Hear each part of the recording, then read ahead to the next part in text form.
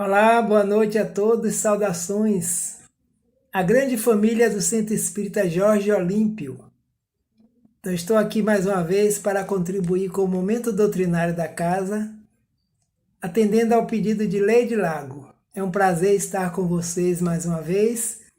E neste momento, vamos ler uma mensagem desta pequena grande obra da mentora Joana de Ângeles chamada Vida Feliz, para que nós possamos entrar em conexão mental com a mensagem de Jesus, com os espíritos amigos que trabalham conosco em toda parte, em nome de Deus e em nome de Jesus.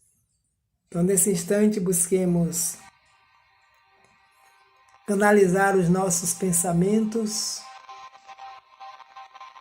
e fazer pequenina reflexão sobre a mensagem desta pequena grande obra, através da psicografia do Sr. Divaldo Franco, no capítulo 143.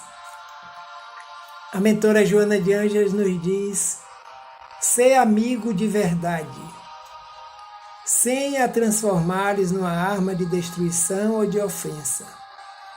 Não é tanto o que se diz que oferece resultados positivos ou desagradáveis, mas a forma como se diz. Ademais, a tua pode não ser a verdade real, senão um reflexo dela. E mesmo que eu fosse, não estás autorizado a esgrimi-la com finalidades perturbadoras. Antes de assumires a postura de quem corrige e ensina com a verdade, coloca-te no lugar do outro, aquele a quem te irás dirigir, e a consciência te apontará o rumo a seguir e a melhor maneira de te expressares. Então a mensagem nos alerta que sejamos amigos da verdade, sim, divulguemos a verdade, falemos a verdade, mas a forma como nós falamos é que pode muitas vezes obstruir esse canal da verdade que chega para com o outro. E ela nos diz que não é tanto o que nós dizemos, com resultados positivos ou desagradáveis, mas a forma como nós falamos, como nós dizemos, que procuremos ser amigo da verdade e levar a verdade a todos de uma forma agradável, porque a verdade liberta, a verdade esclarece. Então esse é o nosso objetivo de sempre, né? Sempre estar nos colocando no lugar do outro, construindo amizades, afinidades espirituais, para que a nossa existência de agora seja bastante proveitosa para todos. O tema da noite, o que é o Espiritismo? Este mês de abril é um mês especial para a doutrina espírita, com o lançamento do Livro dos Espíritos em 18 de abril de 1857. Allan Kardec inaugura a Era do Espírito Imortal, assim como a mensagem de Jesus, a mensagem consoladora, que se encontra na Terra há 164 anos, conosco, nos esclarecendo, falando sobre nós mesmos, nos auxiliando no autoconhecimento. Então essas serão as nossas reflexões desta noite, a qual convidamos a todos que estão sintonizados conosco, nos acompanhando, distanciadamente ainda utilizando o mecanismo da tecnologia, que é a providência divina, para todos os momentos da nossa existência. Situando historicamente a época em que se deu o surgimento do Espiritismo como doutrina, evolução do pensamento da humanidade. Nós sabemos que nós, espíritos, habitando os diversos mundos, com as experiências que nos são devidas para o nosso aprimoramento espiritual, avançamos, fazemos história, porque o pensamento do ser espiritual vai evoluindo, vai agindo e vai contribuindo com a evolução nossa e dos outros, e dos seres que habitam os mundos juntamente com todos nós, bem como também com a evolução planetária. Então, historicamente, a época em que o Espiritismo se preparava para ser codificado como doutrina, nós lembramos das correntes filosóficas, religiosas, materialistas, espiritualistas, que surgiu no grande cenário da humanidade. E as correntes materialistas que afirmavam que não se precisava de um Deus criador e mantenedor da vida, que não havia esperança após a morte do corpo físico e que os indivíduos precisavam apenas viver no plano material, buscando as experiências e os prazeres materiais que lhe bastavam, pois essa era a única certeza positiva que os indivíduos tinham. Então é nesse cenário material dos encarnados, no plano em que nós nos encontramos, que em outra dimensão, no plano espiritual dos desencarnados, organizava-se, sob a orientação do Mestre Jesus de Nazaré e de uma equipe de benfeitores espirituais que se preparavam para enviar à Terra o esclarecimento das leis divinas, das leis que regem o universo, das leis que se encontram inscritas em nossa própria consciência. Então esse é o cenário, era o cenário da época em século XIX, meados dos séculos XIX, quando a ciência estava em deslumbramento, caminhando para o aprimoramento, as evoluções, as guerras, as lutas sociais, de classes, de toda a ordem. Os manifestos que eram divulgados pelo pensamento dos seres que estavam na época trazendo sua contribuição para a humanidade, os grandes filósofos, os cientistas, enfim, todos aqueles que contribuíam com o seu pensamento, a sua vontade, a sua verdade para a humanidade avançar. Então nós encontramos os acontecimentos fortes espirituais do século XIX, na cidade de Hydesville, em 1848, condado de Wayne, nos Estados Unidos, quando estavam ocorrendo manifestações espirituais. E nós situamos a família Fox, que é muito conhecida quando nós estudamos a história do Espiritismo.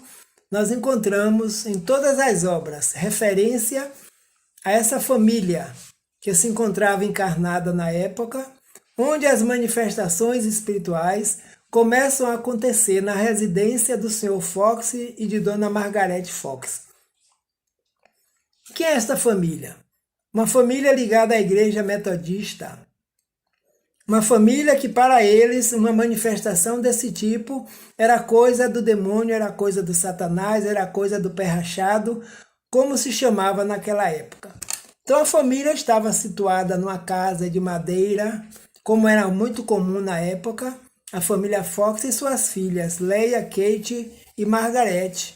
Na época as meninas tinham de 9 a 11 anos de idade, quando começaram a surgir pancadas, os chamados raps, pancada nas portas, nas janelas, nas paredes, na cama, os móveis que se mexiam, e elas começavam a brincar. Chegaram a ponto de dizer: senhor pé rachado, faça igual ao que eu faço. E uma delas bate determinado número de palmas e as pancadas se repetem na mesma quantidade. E elas se assustam. E a senhora Margarete percebe que era algo inteligente que estava por detrás deste desconhecido. Seria alguém brincando com eles, porque se intensificava em 31 de março de 1848. Seria uma brincadeira com os vizinhos? Então, nesse processo, a dona Margaret Fox resolve inteligentemente fazer uma pergunta. Quem está provocando essas pancadas, essas batidas? É uma pessoa viva ou uma pessoa morta? Se for viva, que dê uma pancada. Se for morta, que dê 2 pancadas. Quando ela ouviu, 2 pancadas. E aí se assustaram mais ainda. E foram buscar na vizinhança pessoas que tomaram conhecimento. E o senhor Wesley, que era um grande pesquisador desses fenômenos, ele leva uma prancheta com as letras necessárias para construir palavras e das palavras construir frases. E a partir daí começaram a investigar, a querer saber o que era esse invisível, quem estava provocando essas pancadas, e as pessoas ficaram atentas para atrelar cada pancada com a quantidade de letras que seriam formadas as palavras. uma pancada a letra A, duas pancadas o B e assim sucessivamente dentro da língua que lhe era própria, para que eles pudessem revelar o que estava acontecendo naquela época desse fenômeno lá do século XIX. Estava dando-se a telegrafia espiritual, que não era novidade, pois já havia acontecido em outros momentos da humanidade, mas não com tanta intensidade, que estava dando-se uma preparação espiritual para uma grande revelação. Então, nessa telegrafia espiritual, através dos raps ou das pancadas, nós passamos a conhecer a história do espírito Charles Rosman, quando, através dos sinais das pancadas e atrelamento às letras, esse invisível nos conta que ele era um mascate, vendedor, que andava de cidade em cidade, não morava naquela localidade, ele era de outra localidade. Quando passando por ali, em outra época, a família que habitava naquela casa o hospedou, com o interesse de roubá-lo e assassinar o corpo, porque sabia que ele tinha dinheiro e tinha mercadorias. Então ele foi assassinado na madrugada, o corpo foi enterrado na adega, emparedado, para que não fosse descoberto. E revela, antes de vocês morarem aqui, familiares Fox, eu aqui fui hospedado pelo casal anterior e o corpo foi assassinado, mas eu me encontro vivo, chamo-me Charles Rosman, mercador, mascate, casado com filhos, oriundo de outras cidades, e aqui me encontro agora chamando a atenção de vocês para dizer que o corpo morre, mas que o espírito continua. E aí todos ficaram abismados em tomar conhecimento dessa grande revelação, e as meninas ficaram sabendo mais tarde que ela era das grandes colaboradoras para que esse chamado fenômeno de efeito físico pudesse estar se dando, pois até então elas não sabiam que eram médiuns.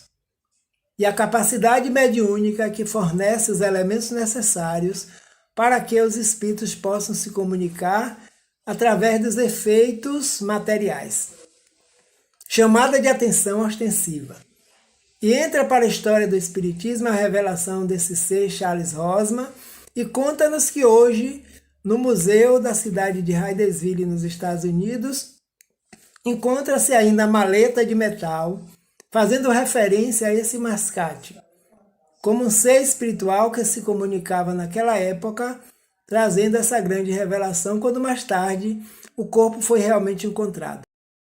Então a parede ruiu, crianças jogando bola no campo, próximo à residência da casa antiga, quando descobriram que realmente o corpo estava emparedado na adega, onde foi colocado, para que não fosse descoberto.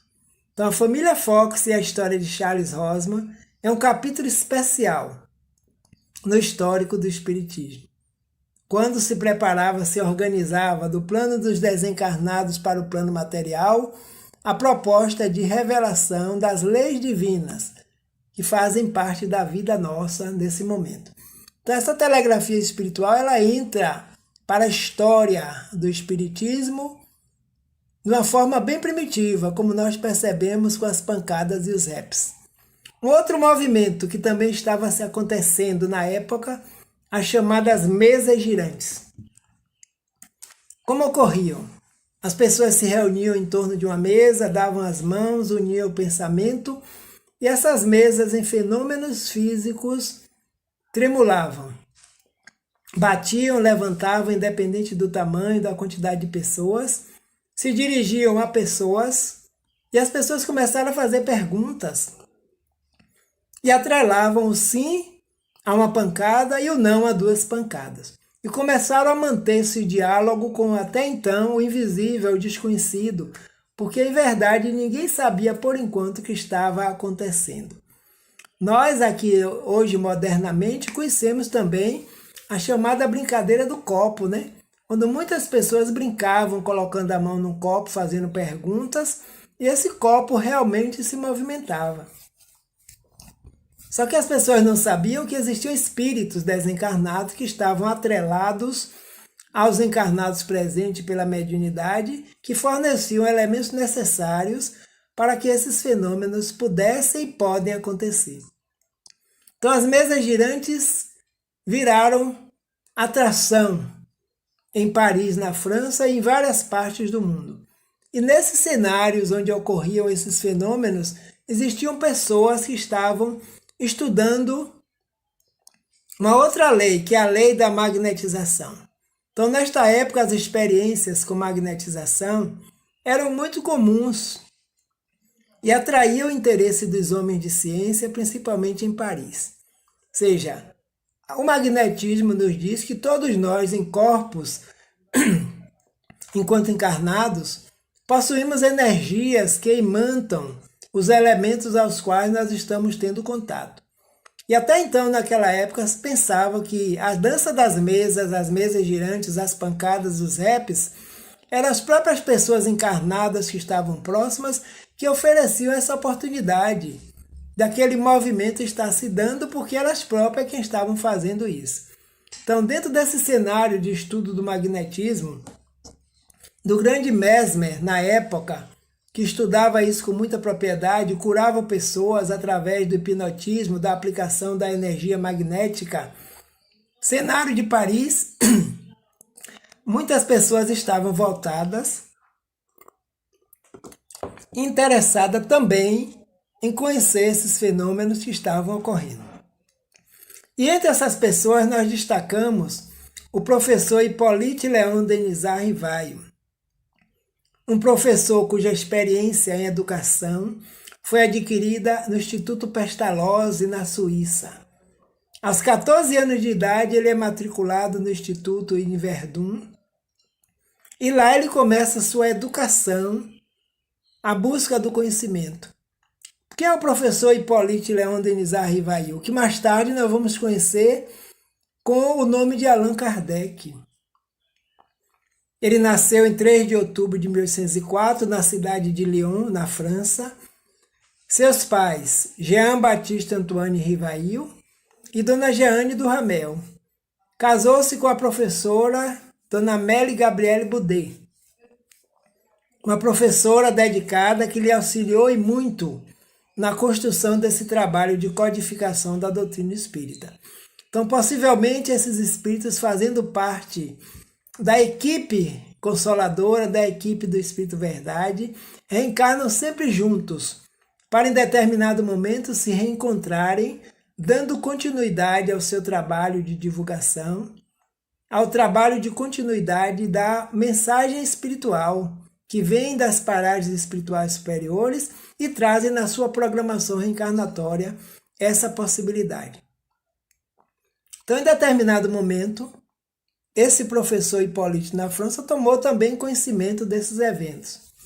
Então lá começou em Lyon seus estudos, completou em Verdun na Suíça, como falei antes, e esse instituto estava sob a direção do célebre e inesquecível professor Pestalozzi. O teórico, qual o grande diferencial desse professor? Ele incorporou o afeto à sala de aula.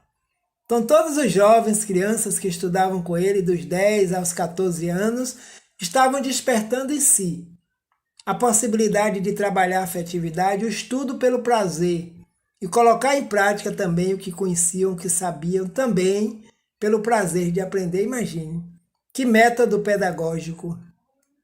O indivíduo ser despertado no seu próprio potencial, ter prazer em aprender, prazer em ensinar, prazer em realizar, prazer em contribuir. Então, assim aconteceu com o professor Hippolyte Léon Denisard Rivaio, antes de tornar-se professor. E quando retorna para a França, ele tem obras da sua própria lavra, obras pessoais, individuais. Ele prepara um programa para interferir também, contribuindo com seu conhecimento com a educação francesa. Um homem de conduta ilibada dentro da sociedade, conhecido como professor Rivail, como era tratado pela sociedade e muito respeitado também nesse processo. Então esse professor recebe em determinado momento a revelação espiritual. Quando um dos seus amigos lhe diz: Rivail, as mesas estão falando e respondendo perguntas. E ele diz: segundo me consta, Mesa não tem cérebro e não pensa para responder. Isso deve ser conversa para boi dormir. Uma expressão muito popular, né? Mas ele não afirmou e nem negou, porque trazia em si o bojo da ciência que precisa investigar. Então, o método usado pelo professor no futuro para organizar a codificação do Espiritismo: observação, experimentação e conclusão. E por muita insistência dos amigos de conduta ilibada que ele conhecia dentro da Sociedade de Paris, sabendo que famílias inteiras já estavam realizando essas experiências, era grande diversão, nos finais de semana principalmente, imagine, nos salões de Paris, nas residências, quando as pessoas se reuniam em torno de uma mesa, colocava a mão sobre ela, e ele, por muito insistir, resolve participar de uma dessas reuniões, em casa da senhora Baudin. E chegando lá, ele começa a observar que algo estava acontecendo de real. Ou era o magnetismo das pessoas que estavam provocando, ou o que era que estava até respondendo perguntas através de pancadas. E através do responder de perguntas, ele chega à conclusão: realmente há algo inteligente por detrás desses fenômenos. E daí pode nascer algo muito importante para a humanidade, na qual a humanidade ainda não percebeu. E ele estava com toda a razão quando chega a pensar desta forma. E nessas comunicações, os próprios seres espirituais que estavam se comunicando vão dando instruções para irem ampliando cada vez mais a forma deles comunicarem-se. E um deles chega a dizer, que se chama Zéfiro, Espírito Zéfiro: faço parte dessa equipe, não sou eu sozinho, uma pleiade de espíritos desencarnados que já vivemos na Terra em algum momento e que agora estamos voltando para fazer uma grande revelação espiritual. Que revelação? A revelação das leis naturais, que agora a humanidade, nesse momento, meados do século XIX, encontra-se já em condições de entender o que nós vamos revelar. E aqui nessa presença eu digo às pessoas que aqui estão, que peguem as pranchetas com papel, peguem o lápis e fiquem na posição de escrever, que nós vamos escrever dando as diversas orientações. E assim começaram a acontecer. E o professor Hipólito organizando, observando, experimentando, também fazendo perguntas, pedindo às pessoas que fizessem perguntas, que não verbalizasse a pergunta, que apenas pensasse, e as respostas vinham com muita clareza.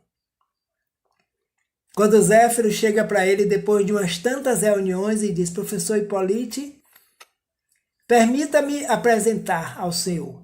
Nós já nos conhecíamos em encarnação passada. Como assim? Porque essa doutrina que nós vamos revelar é uma doutrina reencarnacionista. Em épocas passadas, aqui no mesmo território da França, que eram as Gálias antigas, nós éramos sacerdotes druidas.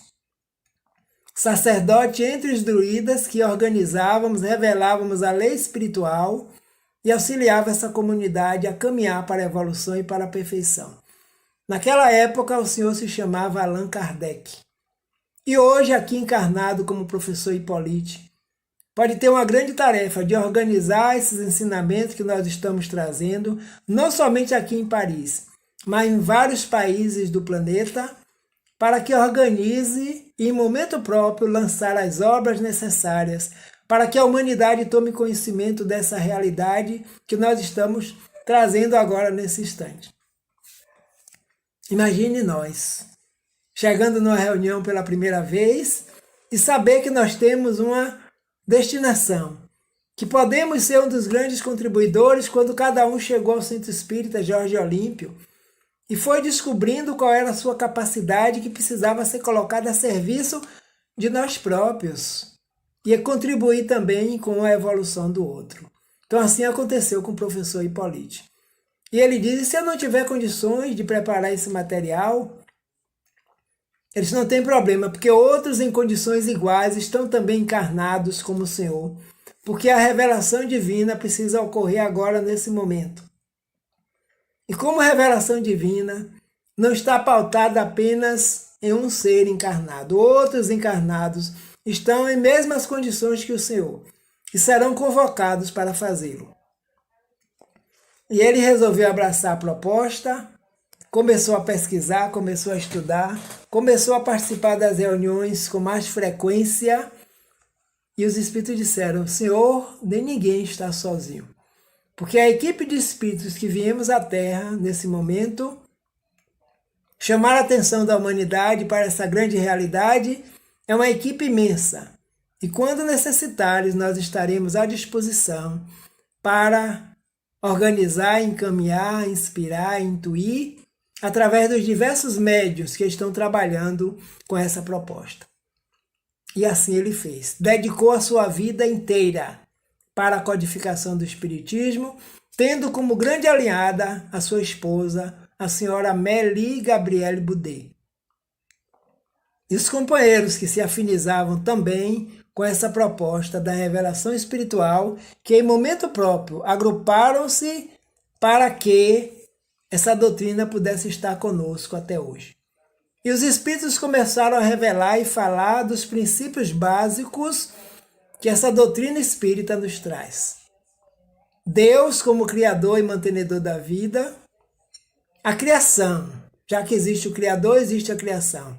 O princípio material, fluido cósmico universal, e o princípio espiritual, tendo a evolução como meta e a comunicabilidade dos espíritos. Como tudo começou, de uma forma rústica, através das pancadas, e com o tempo foi evoluindo para a psicografia, para a psicofonia, como nos dias atuais. Então, Deus, criador e mantenedor da vida. Primeira pergunta que ele coloca no Livro dos Espíritos, e essa nós sabemos de cor. O que é Deus? Olha a forma como ele perguntou. Com o veio científico que levava pelos seus estudos da ciência, ele sabia que Deus era a causa. Então, o que é Deus? E os espíritos responderam: Deus é a causa primeira de todas as outras. É a inteligência suprema do universo. Tudo mais é efeito. Nós somos efeitos, porque somos criaturas de Deus, do princípio espiritual que dá origem ao ser inteligente, que é o espírito. E a meta do espírito é evoluir. A comunicabilidade dos espíritos sempre acontecendo. Nós nos comunicamos entre encarnados, nós aqui. Os encarnados comunicamos com os desencarnados e vice-versa. Porque a comunicabilidade é uma lei, a mediunidade é um particular, que muito contribuiu e contribui até hoje para que a doutrina continue avançando, porque as revelações não pararam no século XIX. Que outros médios vieram para dar continuidade a esse desdobramento, porque ele foi avisado que ele não concluiria a obra ainda encarnado, mas que em breve ele estaria no plano espiritual, mas no futuro ele poderia acompanhar o avanço, a divulgação e a expansão dessa doutrina. Continuando ainda, eles nos trouxeram outros princípios que regem o Espiritismo. A pluralidade das existências através da reencarnação. As nossas existências são várias. Nós não somos seres de uma encarnação só, embora alguns acreditem nisso. Mas em uma encarnação só, jamais nós iríamos alcançar o patamar de evolução que Deus programou para nós, que é a perfeição. Em uma existência só, é difícil, impossível. Atrelada à pluralidade das existências está a pluralidade dos mundos habitados, o universo infinito plenamente ocupado, e Jesus, o modelo e guia para os espíritos na humanidade. Allan Kardec pergunta no processo que ele já iria utilizar esse nome justamente com o objetivo de não confundir as suas obras pessoais do professor Hippolyte Leon Denisard Rivaio com as obras que seriam codificadas. Então ele pergunta: qual a nova moral que essa doutrina está trazendo? E eles disseram: não existe nova moral. Nós estamos a serviço de Jesus. Então a moral, a conduta de orientação para os seres é a mesma ensinada e vivida pelo Mestre Jesus de Nazaré. Pluralidade das existências, ou seja, o espírito habita corpos materiais diversas vezes, quantas vezes forem necessárias ao nosso crescimento, à nossa evolução. Isso pode ocorrer em qualquer mundo, porque Jesus já anunciava no Evangelho: há muitas moradas na casa de meu Pai. Se assim não fosse, eu já vos teria dito, pois é necessário que eu vá vos preparar o lugar. Porque lá onde eu estiver, na condição em que eu estiver, vós estarás comigo. Ou seja, à medida que nós vamos evoluindo, vamos avançando na escala espiritual, nós também vamos nos tornar espíritos purificados, mensageiros e ministros da lei divina em qualquer parte, em qualquer mundo que nos seja oferecido para sermos diretores e orientadores. E lembramos também que Jesus é reencarnacionista, do grande diálogo dele com o senhor Nicodemos, doutor da lei, que o procura em determinado momento e pergunta: mestre, fazes tantas coisas maravilhosas, o senhor só pode ter vindo da parte de Deus. E Jesus diz para ele: em verdade vos digo, meu filho, que ninguém pode ver o reino de Deus se não nascer de novo. E ele pergunta: como nascer de novo? Poderei voltar ao ventre materno já nessa idade que me encontro? E Jesus disse: admira, sendo doutor da lei, não está compreendendo o que eu digo. O que é nascido do corpo, é matéria. E do espírito é espírito. Eu estou falando do espírito, que o espírito renasce no corpo físico novo, tantas vezes quanto forem necessárias. Para quê? Para aprimorar as potencialidades divinas e deixar que elas despertem em nós. É o que se chama perfeição. O reino de Deus que está dentro de nós, como ele mesmo anunciou no passado. Então, esses princípios norteiam as casas espíritas, norteiam o espiritismo. E através desses princípios é que ele lança a codificação espírita. Uma síntese de seus conteúdos nós vamos trazer aqui nesse momento. Então, a chamada codificação ou Pentateuco espírita, que começa com o Livro dos Espíritos, depois Livro dos Médios, Evangelho segundo o Espiritismo, a Gênese e o Céu e o Inferno. Obras básicas fundamentais, tendo como carro-chefe o Livro dos Espíritos, que foi lançado em 18 de abril de 1857. E em abril agora, que já começamos, no dia 18, completa 164 anos de lançamento. Então, para o plano espiritual, isso é um grande movimento, onde a equipe está acompanhando o movimento espírita, a divulgação espírita e os espíritos que estão se conectando a essa revelação, que é o cristianismo redivivo. Então, por isso que o mês de abril é um mês especial para nós espíritas, para as casas espíritas, para as sociedades espíritas. O Livro dos Espíritos, contendo os princípios doutrinários, é o marco inicial da codificação espírita. Com o didático método de entrevista, Kardec submeteu 1019 perguntas aos espíritos, obtendo assim, através dos diversos médios, claras e elucidativas respostas atualizadas até os nossos dias. Então, todas elas estão acompanhando ainda o movimento da ciência atual. Estão construídas do passado, no século XIX, e até hoje, trazendo essa grande revelação. No primeiro momento, o Livro dos Espíritos foi lançado em 18 de abril de 1857, com apenas 501 questões.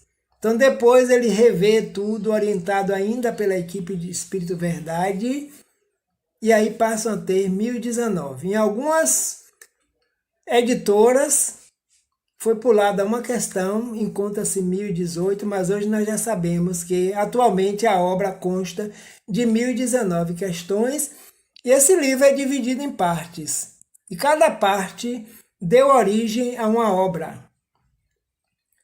Então, todas as outras obras da codificação são filhas do Livro dos Espíritos. A obra é dividida em 4 partes, abrangendo os temas fundamentais de nossa vida. Então, nós queríamos saber, enquanto humanidade, de onde vim, para onde vou, porque aqui estou, O que preciso fazer para evoluir, para melhorar? Então, todas essas questões já foram respondidas. Nós somos oriundos de Deus, o Criador e mantenedor da vida. Somos espíritos, centelhas, fascículos divinos, emanados da mente do Criador. Para onde iremos? Nós voltaremos e gravitaremos para Deus, porque a nossa meta é a perfeição. O que precisamos fazer para melhorar? Nós podemos melhorar a nós próprios, nosso mundo íntimo, como estamos agora, nessa grande fase rumo ao mundo de regeneração. E esse mundo de regeneração é no íntimo, na consciência de cada um de nós, para que a comunidade do planeta Terra, porque o planeta está evoluindo materialmente, e nós espíritos estamos evoluindo moralmente, contribuindo assim com a nossa capacidade e com a capacidade de outros que convivem conosco. Nós não podemos modificar as criaturas, mas podemos modificar a nós mesmos. Então, de onde vim, para onde vou, por que aqui estou? Planeta de provas e expiações ainda, de acordo com as nossas necessidades, porque somos nós, os espíritos, em provas e expiações, que damos essa categoria ao planeta, porque o planeta por si só é material. Então, a doutrina vem nos esclarecer tudo isso que nós já sabemos quando estudamos. Primeira parte, as causas primeiras. Deus, o universo, a criação e o princípio vital. Então, primeira parte do Livro dos Espíritos. Ele teve dúvida no momento que todo o material estava coletado, oriundo de vários países, onde ele sabia que existiam médios, grupos, fazendo essas pesquisas, ele enviava questões para lá. E as questões vinham com a língua diferente, mas a resposta era concisa e clara, checando. Porque ele queria ter o controle, não apenas o médium, não apenas o espírito, o controle universal do ensinamento dos espíritos. E na obra, o Livro dos Espíritos, nós encontramos a filosofia espiritualista, como foi lançado na época. Dúvida, por onde começar? Os espíritos falam de muita coisa.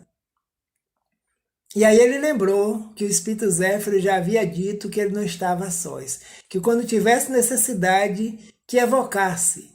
E ele evoca naquele instante com uma prece e conta-nos lá no livro que ele não teve condições de lançar, obras póstumas depois vai ser lançada pela sua esposa e pelos amigos, que ele ouviu na acústica da própria alma. A humanidade nesse momento esqueceu de Deus. Então começa falando para a humanidade sobre Deus. Então, o que é Deus? Primeira pergunta do Livro dos Espíritos, com esse objetivo. E a partir daí fala do universo, fala de como foi criado, fala do princípio vital, o princípio que rege os seres, os corpos, para que os seres possam habitar essa vitalidade. Segunda parte, o mundo dos espíritos. Imortalidade da alma, natureza dos espíritos e suas relações com os homens e a reencarnação. Chamado mundo dos espíritos desencarnados ou plano espiritual dos desencarnados, que nós também estamos no plano espiritual, só que dos encarnados. Imortalidade, centelha divina imortal. Nós somos constituídos de razão, inteligência, vontade, livre-arbítrio, pensamento contínuo, emoção, sensação, e algo muito mais são as potencialidades do espírito. Por isso somos imortais. Criado por Deus. Vivemos antes dessa experiência, durante essa experiência e após essa experiência. Deus é eterno, que não teve começo nem fim. Nós tivemos o começo da criação. Estamos dentro da eternidade. Então, as causas primárias, a primeira parte dá origem ao livro A Gênese.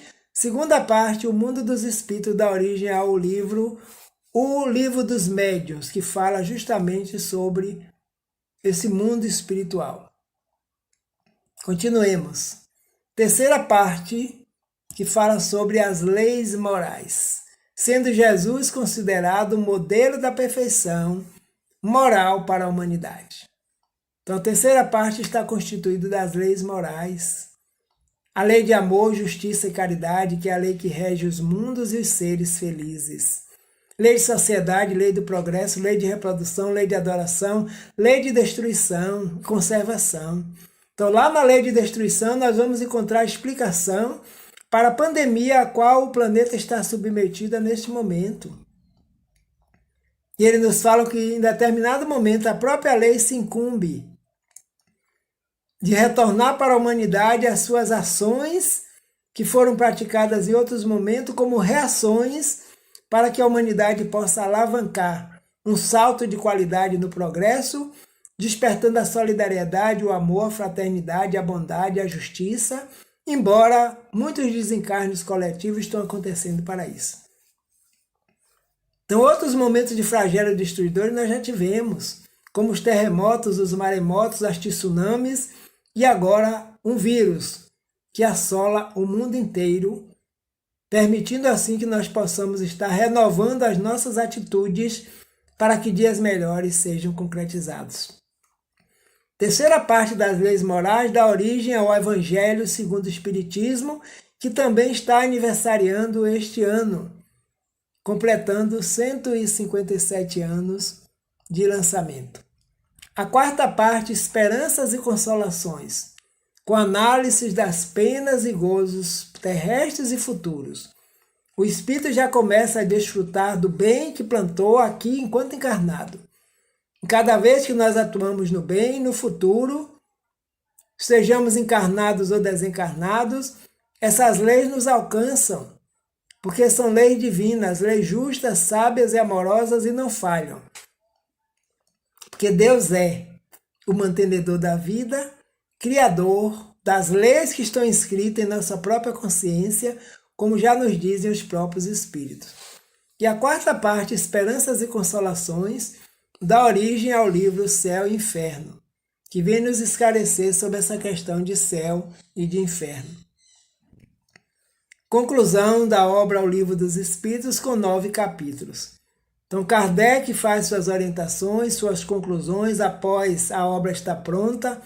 Os espíritos que auxiliaram na codificação, João Evangelista, São Luís, Santo Agostinho, Fênelon, vem trazer também suas considerações, fechando a obra para que no futuro outros médios pudessem chegar e desempenhar sua tarefa, dando continuidade à revelação espiritual, como nós conhecemos hoje no presente. O nosso irmão Chico Xavier, outro médio dedicado à obra de Jesus, Divaldo Franco, entre outros aí desconhecidos que estão trabalhando no anonimato, tanto no Brasil como fora dele, dando continuidade a essa proposta de divulgação doutrinária. Então, o que é o Espiritismo? Já está codificado há 164 anos. Então, vejamos as outras obras. O Livro dos Médios, oriundo do Livro dos Espíritos, foi lançado em 1861. O que é que contém no Livro dos Médios? É a parte experimental, o roteiro para médios e dirigentes das reuniões espíritas, das reuniões mediúnicas, das reuniões de intercâmbio entre encarnados e desencarnados. O médium que está aprimorando a sua faculdade mediúnica precisa conhecer essa obra, esse tratado e todas as outras obras conhecidas de cunho moral, de cunho que está de acordo com o Livro dos Espíritos, para aprimorar o conhecimento e cada vez mais se tornar um bom instrumento diante dos espíritos que se comunicam. Daqueles que chegam, muitas vezes em estado sofredor, recebendo orientação daqueles que estão coordenando a atividade, estão orientando para que o espírito saia dali, daquela condição, e esteja mais aliviado no futuro. Então, o médium é o primeiro a educar-se, porque é ele que está sendo o porta-voz da mensagem.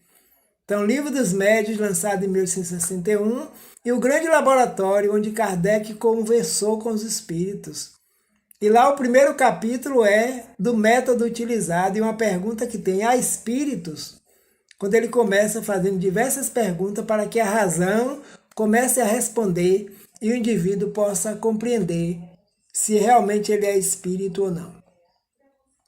O Evangelho segundo o Espiritismo. Allan Kardec submete as máximas de Jesus, as máximas morais da vivência e as parábolas, convidando-nos a vivenciá-las no nosso dia a dia, expondo a razão e o sentimento. Então é o que o Evangelho faz, ele explica. O que quer dizer bem-aventurados os aflitos, porque os aflitos serão consolados? Então Jesus sabia, como mestre, como espírito evoluído, purificado, que naquele momento a humanidade não estava em condições de entender. Mas em momento próprio, ele iria enviar o outro Consolador. Evangelho de João. Se me amais, guardai os meus mandamentos, e eu rogarei ao Pai, e ele vos enviará um outro Consolador. Para quê, mestre? Para que fique convosco eternamente o Espírito de verdade, eles mais eternamente. Um profeta não fica eternamente, um Elias não ficou, um Moisés não ficou, o Senhor não estará conosco eternamente. Então o Espírito da verdade virá para esclarecer. E à medida que ele vai esclarecendo a equipe espiritual em toda parte, os conhecimentos vão ficando conosco para a eternidade. Então as estrelas cadentes, introdução do Evangelho segundo o Espiritismo. Os Espíritos do Senhor, como estrelas cadentes, ao chamado do Senhor, descem à terra para iluminar as consciências. Essa introdução é uma mensagem do Espírito Verdade colocada lá por Allan Kardec. Na introdução do Evangelho, para mostrar qual é o objetivo do Evangelho segundo o Espiritismo. Uma das obras mais lidas, que adoça o nosso coração, que fortalece o nosso íntimo com a mensagem de Jesus e que esse ano completa também 157 anos de lançamento, em 15 de abril. Então, o movimento espírita, o mundo espiritual está em festa e acompanhando o nosso avanço dentro da doutrina. Quando nós chegamos ao centro espírita pela primeira vez e como nos encontramos hoje ao conhecer a doutrina espírita, são reflexões que nós precisamos fazer no nosso dia a dia. A obra O Céu e o Inferno, ou também conhecido como a Justiça Divina segundo o Espiritismo, lançada logo após o Evangelho, 1865. Então, há céu, há inferno, há purgatório. Então, céu, inferno, purgatório, estados de consciência do Espírito. Como nós nos encontramos, estamos bem, com consciência tranquila, estaremos no chamado céu. Por isso que muitos seres já se encontram no céu de si mesmo, cumpridores dos seus deveres. Não infringe a lei divina, porque na infração da lei nós causamos para nós tormentos e aflições. Aí sim, estaremos no inferno. Aí haverá choro e ranger de dentes, como já disse o mestre, por aqueles espíritos que desobedecem à lei e afastam-se dela. A lei natural é a única necessária para a nossa felicidade. E quando nós nos afastamos dela pelos nossos atos, pelas nossas ações, pelo pensamento, o sofrimento vem. E aí o inferno se instala no íntimo da criatura. Mas não é para sempre. Que a partir do momento do arrependimento, da reparação, da busca da renovação espiritual, nós vamos agora sintonizar com o nosso céu íntimo. A paz interior é o que nós estamos buscando. Conhecereis a verdade e a verdade vos libertará, já anunciava o nosso Mestre Jesus de Nazaré e até hoje ele anuncia. Estão conhecendo a verdade, a revelação espiritual, através da codificação, e nós estamos conhecendo e aplicando essa verdade para sermos felizes. A outra obra, a Gênese, lançada em 1868.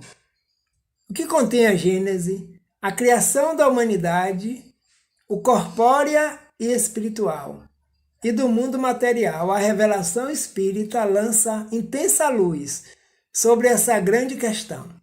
Fala dos milagres e as predições, as profecias no sentido amplo e em particular do Evangelho de Jesus.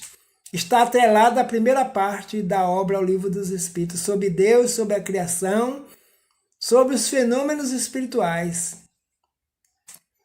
E aí no Evangelho nós vamos conhecer os chamados milagres, entre aspas, né?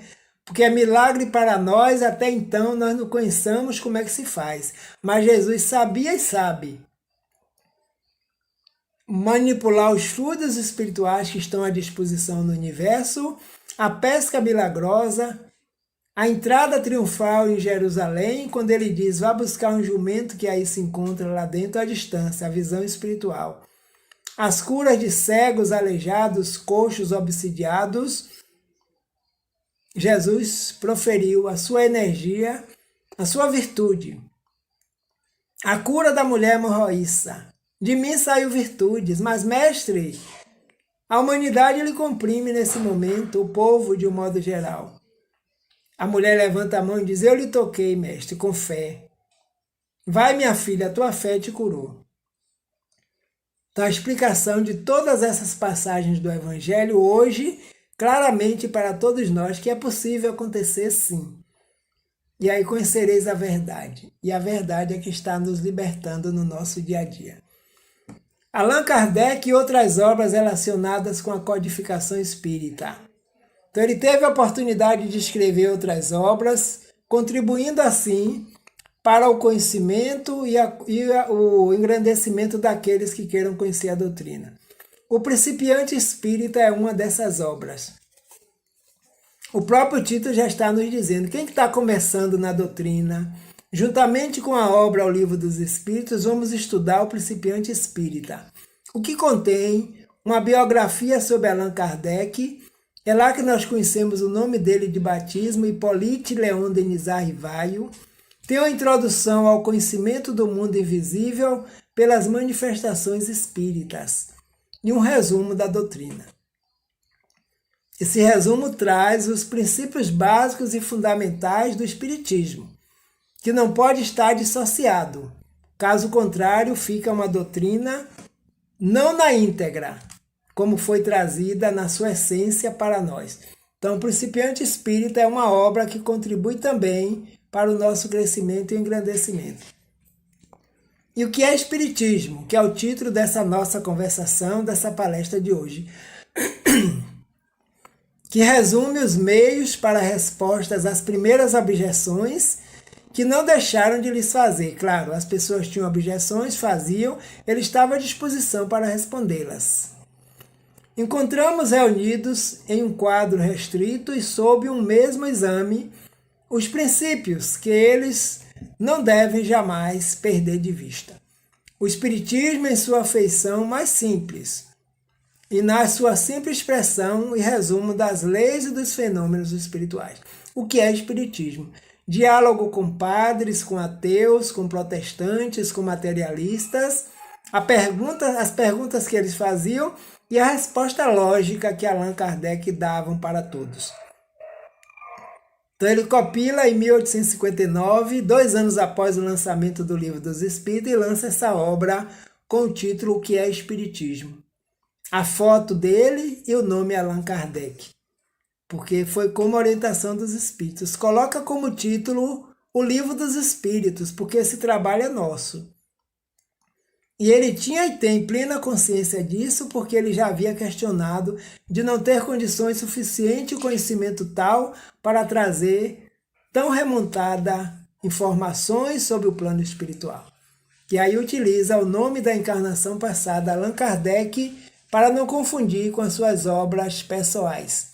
Então, nesse momento, ele vai fazendo a sua proposta de trabalho como o grande professor Hippolyte. Obras póstumas. Trata-se de uma compilação de escritos do codificador da doutrina espírita Allan Kardec, que foi lançada póstumamente em Paris em homenagem a ele em janeiro de 1890 pelos dirigentes da Sociedade Parisiense de Estudos Espíritas, juntamente com o auxílio da sua esposa, Dona Amélie Gabrielle Boudet, que coletou todo o material na biblioteca onde ele se encontrava na época, quando ele teve o aneurisma e retornou ao plano espiritual em 31 de março de 1869. Concluindo a obra no momento, mas o avanço viria depois, que os espíritos já haviam previsto e dito para ele que o arcabouço, o geral, já estava pronto. Então, obras póstumas, é aí que ele nos conta o seu relacionamento com a equipe espiritual, o auxílio dessa equipe do Espírito Verdade, que não faltou em momento nenhum nem para ele, nem para os amigos, nem para os médios jovens, crianças, adultos, homens, mulheres, todos que participaram deste grande banquete, desse grande chamado do plano espiritual, para nos trazer o Espiritismo como doutrina, as leis que estão na natureza. Os Espíritos não criaram Deus, não criaram os mundos outros, as diversas moradas, não criaram reencarnação, não criaram mediunidade, apenas nos revelaram que já existe, que fazem parte da natureza todos esses princípios. E quais são os aspectos do Espiritismo? O Espiritismo nós ouvimos falar em ciência, filosofia e religião. Por quê? Porque eu veio de Allan Kardec assim, trazendo no aspecto filosófico. Como filosofia responde às questões básicas do conhecimento humano. Estuda as origens do homem, de onde ele surgiu, para onde ele vai e quem é ele. Então hoje nós sabemos, estamos em experiências humanas, somos seres espirituais em experiências humanas, como diz o jesuíta francês Teilhard de Chardin. Nós não somos espíritos de vez em quando, nós somos espíritos sempre. As experiências humanas estão passando, vão passar. Estamos nos aprimorando cada vez mais, aperfeiçoando as potencialidades divinas em nós. Então as respostas filosóficas, de onde vim, para onde vou, por que aqui estou, quem sou. Então mergulho para dentro de si mesmo através do autoconhecimento, nós estamos encontrando as respostas que a humanidade sempre fez. O aspecto científico. Como ciência, o Espiritismo tem método e objeto próprios. Utiliza-se da observação e experimentação, provando a existência, a sobrevivência e a imortalidade do espírito. As revelações. Quantas vezes os espíritos vêm dizendo que já nos conhecem de outros momentos, de outras encarnações, trazem experiências essas nas reuniões mediúnicas, as experimentações que são feitas, provando a existência e a sobrevivência, as terapias de vidas passadas, onde os seres próprios se encontram em outros momentos, vivendo outras experiências, onde estão com bloqueios nessa existência agora. E hoje a ciência, os terapeutas já trabalham com essa questão, que começou como a regressão de memória, e a memória até o feto, até o ventre materno. E a partir daí o indivíduo saía dessa situação e começam a revelar outras experiências encarnatórias no corpo humano de homem, no corpo humano de mulher, trazendo as suas experiências, seus bloqueios, suas vantagens, suas crenças, suas evoluções espirituais, provando assim a sobrevivência. Quem de nós não temos experiência com a sobrevivência dos familiares, dos amigos que já nos antecederam, que não foram esquecidos por nós, encontramos com eles no momento do sono, do desdobramento, é um recado, é um aviso. Então tudo isso são as experiências, a ciência se mostrando. O grande laboratório é a reunião mediúnica. O indivíduo chega de uma forma, quando sai, já sai de outra forma. As revelações que são trazidas por aqueles que se comunicam, e nós vamos comprovando esses fatos particulares e pessoais, de obras que têm lançadas hoje aí no movimento espírita, onde mães e pais buscavam com Chico, com Divaldo, um consolo dos filhos que haviam partido. E esses filhos trazem essa mensagem falando de coisas pessoais, individuais, que só os pais conhecem. E eles são chamados para conversar no particular, para autorizar a publicação daquela obra. Então isso é ciência, comprovando, observando, divulgando e concluindo que realmente somos seres imortais. O aspecto religioso. No aspecto religioso da doutrina espírita, busca manter integrado o ser espiritual, o ser humano, enquanto nas experiências humanas, ao Criador. Através de quê? Da compreensão e da vivência de suas leis. Então estamos integrados no Pai, nós nunca nos desligamos do Pai, Criador e mantenedor, e o Pai também não desliga-se de suas criaturas, porque nós somos centelhas de Deus. Então, através do conhecimento da razão, das leis que regem o universo, desse momento que nós estamos vivendo da pandemia, Tem leis que estão regendo esse movimento agora, nesse instante. Estamos há um ano vivendo essas experiências. Então a fé, que vai além da crença, porque a fé é capaz de encarar a razão face a face em toda a época da humanidade, a fé raciocinada, como nos diz Allan Kardec. Então estamos nós aqui agora refletindo sobre esses ensinamentos. E o que é Espiritismo? Chegamos à conclusão do trabalho trazendo a definição do codificador. Define o codificador: o Espiritismo é ao mesmo tempo uma ciência de observação e uma doutrina filosófica. Como ciência prática, ele consiste nas relações que estabelecemos com os espíritos desencarnados. Como filosofia, compreende todas as consequências morais que emanam dessas mesmas relações. Então tem consequência a vinda dos espíritos para conversar, para esclarecer, para nos orientar sobre a nossa conduta moral, sobre a nossa vivência. Que não adiantaria a revelação vir em outro momento e não ser aproveitada. Por isso que Jesus, sabendo, falou por parábolas naquela época, e os discípulos perguntavam: Mestre, por que falais por parábolas à multidão, aos povos? Porque eles ainda, meus filhos, não estão em condições espirituais, maturidade tal, de compreender o que eu possa revelar do plano espiritual. Mas no futuro conhecerão. Porque eu rogarei ao Pai, e o Pai vos enviará um outro Consolador. Que o Espiritismo é um dos consoladores que passam pelo planeta Terra, nos alertando da lei divina que nos rege e que estão escritas essas leis em nossa própria consciência. Então, tem consequências morais? Sim. Nós estamos nos modificando como espíritos, através da moral, dos ensinamentos de Jesus e da sua vivência. Que é a mesma moral que rege a conduta, porque o Espiritismo é uma doutrina cristã. Então, o espírita precisa ter convicção disso para auxiliar os nossos outros irmãos também a saberem que nós estudamos o Evangelho segundo o Espiritismo. E é o Evangelho de Jesus o mesmo que norteia a nossa vida diária, a nossa evolução espiritual, porque a doutrina espírita é uma doutrina cristã e tem Jesus como modelo e guia na questão 625, como eles responderam a Kardec: vede Jesus, ele é o vosso modelo e o vosso guia. De modo que o Espiritismo é a síntese do pensamento da humanidade.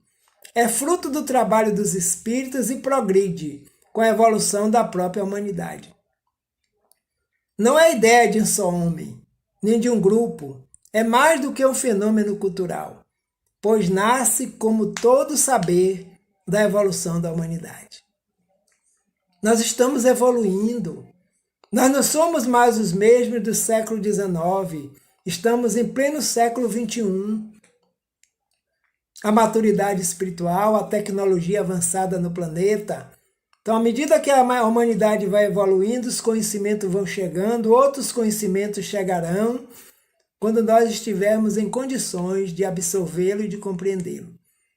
Então, é isso o que é o Espiritismo e muito mais, porque à medida que ele vai avançando, quantas consciências foram libertas pelo conhecimento?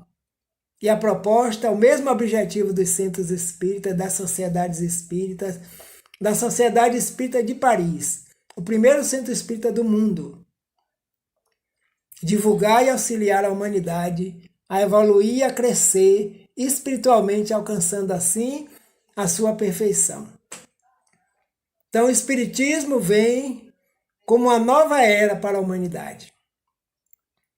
Com o lançamento da obra fundamental, o Livro dos Espíritos, que completa 164 anos, no dia 18 de abril de 1857 foi lançado, e 18 de abril agora 2021.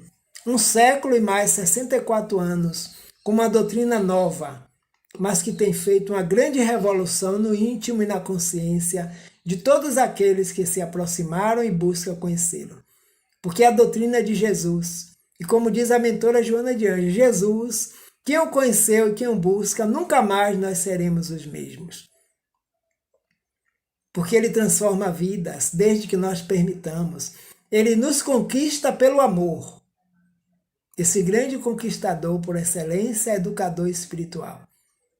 Então agradeço mais uma vez a casa, na pessoa da nossa amiga Leide, que nos convidou para esse trabalho, a todos que nos assistem, e que possamos dizer assim, neste momento de conclusão: Pai nosso que estais nos céus, santificado é o vosso nome. Venha a nós o vosso reino, seja feita a vossa vontade, aqui na terra como no céu. O pão nosso de cada dia, Senhor, dá-nos hoje e sempre. Perdoai as nossas ofensas, assim como nós perdoamos aos que nos ofendem. Não nos deixe, Senhor, cair nem novas nem velhas tentações, mas livra-nos de todo mal, porque vossos são o amor, o poder e a glória, para todos sempre. Que assim seja. Que Deus seja louvado e bendito e louvado seja o nosso Senhor Jesus, o Cristo de Deus na terra, acompanhando o nosso movimento, o nosso momento espiritual. Que Deus nos abençoe, muita paz para todos e muito obrigado.